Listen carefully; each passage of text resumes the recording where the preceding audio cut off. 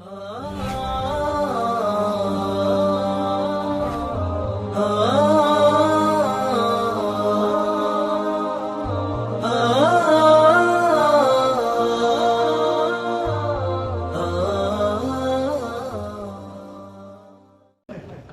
tawaduk, anak tawaduk.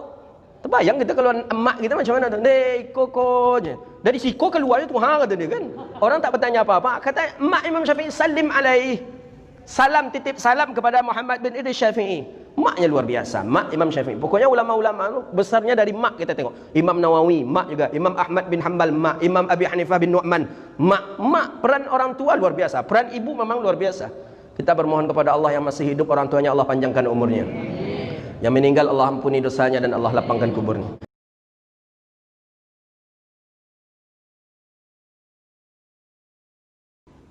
Kalau kita lihat orang-orang sukses itu memang dari ibunya. Imam Syafi'i ibunya yang menemani. Imam Syafi'i lahir di dekat Gaza. Dekat Gaza, perbatasan Mesir dengan Gaza itu Rafah nama daerahnya. Di sana lahir. 2 bulan Imam Syafi'i dalam kandungan, ayah sudah meninggal. Jadi Imam Syafi'i ini sama betul dengan Nabi Muhammad. Ketika lahir sudah tak berjumpa dengan ayah. Nabi Muhammad seperti itu. Ketika lahir tak berjumpa dengan ayah. Imam Syafi'i macam, siapa yang membesarkannya? Maknya. Dibesarkan oleh mak. Dibesarkan oleh mak dengan cara apapun. Tapi memang sudah ada tanda-tanda hadis Nabi yang mengatakan bahawa yang menguasai kealiman ilmu itu adalah dari Quraisy. Dari Quraisy maksudnya adalah Imam Syafi'i. Imam Syafi'i ini turun-temurunnya dari Quraisy. Yang dimaksud oleh Nabi itu adalah Imam Syafi'i. Dididik dengan hafal Quran. Usia 5 tahun. Dalam satu qaul 7 tahun sudah hafal Quran. Dibawa ke Makkah. Mak tetap menemani ke Makkah. Dibawa oleh mak ke Makkah, mengaji di Makkah. Mengaji sebentar di Makkah, dapat kitab Muwatta'nya Imam Malik. Belum kenal dengan Imam Malik. Imam Malik di Madinah. Imam Syafi'i mengaji di Makkah. Guru Imam Syafi'i ini punya kitab Muwatta'nya Imam Malik. Dihafal. Karena itu kitab hadis baru yang ada pertama kali dulu. Belum ada Bukhari Muslim, belum ada. Itu kitab pertama kali baru. Dihafal oleh Imam Syafi'i. Ini bukan kitab beliau nih, kitab orang. Punya gurunya, dihafal. Itu baru kitab hadis yang ada. Dihafal, ditanya hadis Nabi SAW. Setelah hafal, kitab Muwatta' yang 2 jilid tadi, Al-Muwatta' Imam Malik. Kata guru, engkau bagus mengaji ini dengan pengarangnya langsung. Dengan yang menyusunnya langsung. Di mana? Di Madinah. Pergilah Imam Syafi'i ke Madinah, pergi mengaji ke Imam Malik, seizin ibu. Ibu di mana? Ibu tetap di Makkah. Ibu di Makkah menunggu Imam Syafi'i. Pergilah Imam Syafi'i ke Madinah mengaji dengan Imam Malik. Mengaji dengan Imam Malik. Imam Malik menengok Imam Syafi'i tadi. Itu biasa-biasa saja. Karena memang murid Imam Malik ni muridnya banyak pintar-pintar. Orang hebat-hebat. Ulama Madinah semuanya mengaji ke Imam Malik. Termasuk para pejabat penguasa itu mengaji dengan Imam Malik. Maka Imam Malik ni berwibawa. Imam Syafi'i awal mengaji itu duduklah di situ. Imam Syafi'i pun menengok Imam Malik berwibawa. Imam Malik tu kalau majlisnya kita baca manakib Imam Malik, sorban terpasang, baju rapi, wangi-wangian di majlis itu luar biasa. Semua murid menunduk, semua murid mengaji fokus di Imam Malik. Maka Imam Malik kalau sudah membaca hadis Nabi itu, khusyuknya luar biasa. Sama khusyuk dengan Umar ibn al-Khattab ketika salat. Ditusuk pun tak terasa. Makanya 20 kalajengking bersarang di jubahnya Imam Malik. Ketika Imam Malik membaca hadis tak terasa yang 20 ni menggigit. Jadi kata murid Imam Malik kalau sudah membaca hadis Nabi itu seolah-olah Imam Malik sedang berbicara dengan Nabi Muhammad. Lezat nikmatnya ketika itu. Maka khusyuk, semua orang khusyuk. Jadi yang 20 ni baru sadarnya setelah selesai baca hadis. Setelah selesai membaca hadis, bukalah jubah. Rupanya habis bengkak-bengkak badan Imam Malik digigit oleh 20 kalajengking yang bersarang di sorbannya, di jubahnya Imam Malik. 20 tak terasa. Memang khusyuk Imam Malik. Imam Syafi'i di sana. Jadi ketika itu Imam Syafi'i duduk. Kitab pun tak punya. Karena kitab guru yang dipinjam waktu di Mekah. Tapi kitab sudah ada di sini. Sudah ada di dada. Imam Malik masih membuka-buka kertas kitab yang beliau tulis. Hadis-hadis beliau tulis. Imam Syafi'i sudah di dalam hati. Dah dibacalah hadis. Kebiasaan tradisi dulu di masyarakat sampai sekarang. Syekh-syekh kalau membaca hadis itu murid disuruh baca, beliau mendengar. Nanti beliau jelaskan satu persatu tentang hadis Nabi. Mulai si fulan baca, si fulan baca, si fulan baca. Ini pakai kitab ni. Ini ulama-ulama besar ni yang duduk di keliling Imam Malik ni, ulama-ulama sepuh. Ulama-ulama sepuh duduk dekat Imam Malik, baca hadis. Orang ni punya kitab semuanya. Pas sampai di Imam Syafi'i, wa bihi haddatsana qala Rasulullah sallallahu alaihi wasallam, wa bihi qala fulan an fulan an fulan an fulan. Dibaca Imam Syafi'i tanpa pakai kitab. Imam Malik kaget. Tengok Imam Malik. Kok malaikat ke atau apa tu? Itu anggapan Imam Malik itu. Orang mengaji kitab Imam Malik saja yang menyusun, masih menengok kitab. Imam Syafi'i tidak. Karena sudah hafal kitab gurunya waktu di Mekah. Diperhatikan terus, diperhatikan. Diperhatikan oleh Imam Malik. Guru yang cerdas. Jadi diperhatikan.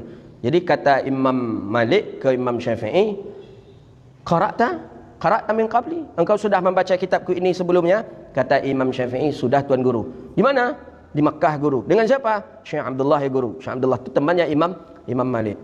Yalah. Istamir, lanjutkan. Dibaca, kencang. Semua hadirin yang hadir keheranan. Menengok Imam Syafi'i membaca seperti itu, heran. Orang tak ada yang hafal. Orang dulu nengok kitab, Imam Syafi'i lah hafal. Perhatikan terus. Kata Imam Malik, hafazta? Engkau hafal? Kata Imam Malik ke Imam Syafi'i, lastu hafzan. Bukan, aku tidak hafal semuanya. Kata Imam Syafi'i ke Imam Malik. Diuji langsung oleh. Jadi Imam Syafi'i tidak lama belajar dengan Imam Malik. Diuji langsung oleh Imam Malik. Imam Malik membuka halaman pertama, diuji. Coba lanjutkan. Dilanjutkan. Diuji balik. Ini menguji kecerdasan Imam Syafi'i. Diambil tengah, baca hadis ini, dilanjutkan oleh Imam Syafi'i.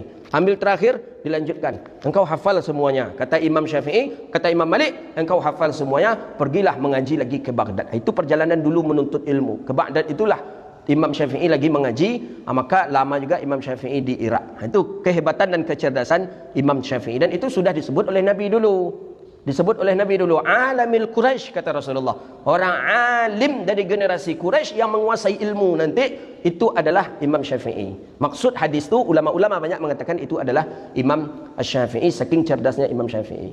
Itu saking tawaduknya Imam Syafi'i. Engkau hafal semuanya? Nah, aku tidak hafal semuanya. Padahal hafal semuanya. Begitu tawaduknya orang-orang berilmu. Kata murid Imam Syafi'i itu menghafal kitab Muwatta itu sama hafalannya seperti hafalnya membaca Al-Fatihah di dalam solat. Siapa pernah salah baca Al-Fatihah dalam solat? Tidak ada, kita jarang. Walaupun pikiran kemana-mana, ke kantor kah, ke pasar kah pikiran kita, tapi membaca Al-Fatihah jarang kita tersesat. Imam Syafi'i hafal kitab Muwatta Imam Malik itu seperti Al-Fatihah. Bayangkanlah itu. Tapi tawaduknya hafal? Tidak, saya tak hafal semuanya. Itu tawaduk. Ditawadu'i. Karena tawaduk itulah Allah angkat darjat daripada Imam Syafi'i rahimahullahu ta'ala. Mengaji Imam Syafi'i ke Irak, ya Baghdad, Irak, mengaji Imam Syafi'i di sana, mengaji Imam Syafi'i, maka ada kaul qadim, kaul jadid. Ternyata Imam Syafi'i di sana saking cerdasnya, sudah mulai menampakkan, memang ulama hebat Imam Syafi'i ini, hafal Quran, hafal hadis dari kecil, maka di usia 15 tahun, Imam Syafi'i sudah dijadikan mufti. Ada mengatakan qadil qudat. Qadil qudat itu apa? Yang paling tinggi dalam bidang agama, dari kementerian itu, itulah Imam Syafi'i. Akhirnya Imam Syafi'i menjadi orang yang dihormati, orang yang dimuliakan. Adalah jamaah haji. Jamaah haji dari Irak, dari Baghdad datang ke Makkah, pergi melaksanakan haji. Ketika tawaf, itu saja cerita orang. Kami memang mufti kami, memang orang alim hebat. Muhammad bin Idris itu memang alim hebat. Cerita orang sedang tawaf. Cerita orang sedang tawaf. Berdebat yang diperdebatkan pendapat Imam Syafi'i. Menurut Syafi'i tidak seperti ini. Menurut Syafi'i tidak ini. Menurut Syafi'i ini. Mak sedang ada. Jadi kata maknya, kalian menceritakan siapa? Ada di daerah kami di Irak sana. Namanya Muhammad bin Idris Syafi'i. Mengapa dia? Kata mak di Makkah nih. Mak mendengar cerita orang sedang tawaf. Kan sedang tawaf kan boleh bercerita. Boleh. Kata mak, ada apa dengan Muhammad bin Idris Syafi'i itu? Kata jamaah haji ini, orang itu sangat alim. Dia masih muda, umurnya masih 16 tahun, tapi dia alim. Dihormati oleh ulama-ulama tua di daerah Irak. Sangat dihormati dan dimuliakan oleh penduduk-penduduk Irak. Dan dia berpendapat seperti ini, seperti ini, seperti ini. Kata mak, salim alaih. Salim alaih. Titip salam aku kepada Muhammad bin Idris Syafi'i. Orang tak tahu kalau ni maknya. Kan maknya pun tawaduk dia. Mak tawaduk, anak tawaduk. Terbayang kita kalau emak kita macam mana tu? Kokonya. Dari siko keluar itu kata dia kan. Orang tak bertanya apa-apa. Kata emak Imam Syafi'i salim alaih. Salam, titip salam kepada Muhammad bin Idris Syafi'i. Maknya luar biasa. Mak Imam Syafi'i. Pokoknya ulama-ulama tu besarnya dari mak kita tengok. Imam Nawawi, mak juga. Imam Ahmad bin Hanbal, mak. Imam Abi Hanifah bin Nu'man, mak. Mak, peran orang tua luar biasa. Peran ibu memang luar biasa. Kita bermohon kepada Allah yang masih hidup, orang tuanya Allah panjangkan umurnya. Yang meninggal Allah ampuni dosanya dan Allah lapangkan kuburnya. Jadi baliklah jemaah haji ini, selesai haji, balik ke Baghdad, jumpa Imam, ke Irak, jumpa Imam Syafi'i. Jadi kata jemaah tadi, Muhammad bin Idris, ya Syekh, ya kata Imam Syafi'i, ada apa? Kami kemarin tawaf ketika kami haji di Makkah, ada seorang perempuan, dia titip salam kepada engkau. Kata Imam Syafi'i, macam mana ciri-ciri perempuan itu? Kata Imam Syafi'i, ciri-ciri perempuan itu disebutkanlah oleh jamaah tadi. Perempuannya sederhana saja, tapi perempuan ini cantik, dan perempuan ini ifah, orangnya terjaga dan terpelihara saja. Mulutnya kamit-kamit dengan zikir, dia selalu membaca zikir. Kata Imam Syafi'i, huwa ummi, hiya ummi. Kata Imam Syafi'i, itulah ibuku. Semua jamaah tadi terperanjat dia. Ibu engkau ya Syafi'i? Ibu engkau kah Syekh? Ya, itu ibu aku. Kenapa engkau tidak membawanya ke sini? Ibu aku selalu mendoakanku di dekat Ka'bah dan berharap aku akan kembali bersamanya dengan Ka'bah. Maka itulah dekat Ka'bah. Ibu Imam Syafi'i selalu dekat Ka'bah. Selalu berdoa mendoakan Imam Syafi'i di dekat Ka'bah. Maka Imam Syafi'i menjadi sukses. Baliklah Imam Syafi'i pulang. Pertama kali pulang sudah jadi pejabat negara, sudah menjadi pejabat negara, sudah menjadi orang yang berpengaruh di Baghdad untuk menerapkan hukum Islam, hukum ahkam tentang hukum Islam itu bertanya ke Imam Syafi'i. Imam Syafi'i memutuskan, padahal usia waktu itu 17 tahun, 18 tahun. Masih muda tapi dia manahkan. Pulanglah Imam Syafi'i. Namanya ulama tentu banyak diberi orang harta. Banyak. Ada orang yang memberikan onta 5, ada yang memberikan kuda 4, ada yang memberikan emas apa segala macam. Dibawalah oleh Imam Syafi'i. Rencana untuk mak ni, rencana untuk ibu, dibawa oleh Imam Syafi'i. Sampai di Hudaybiyah, penduduk Madinah sudah tercium Muhammad bin Idris akan datang ke Makkah. Muhammad bin Idris akan datang ke Makkah. Jadi Makkah heboh ketika itu.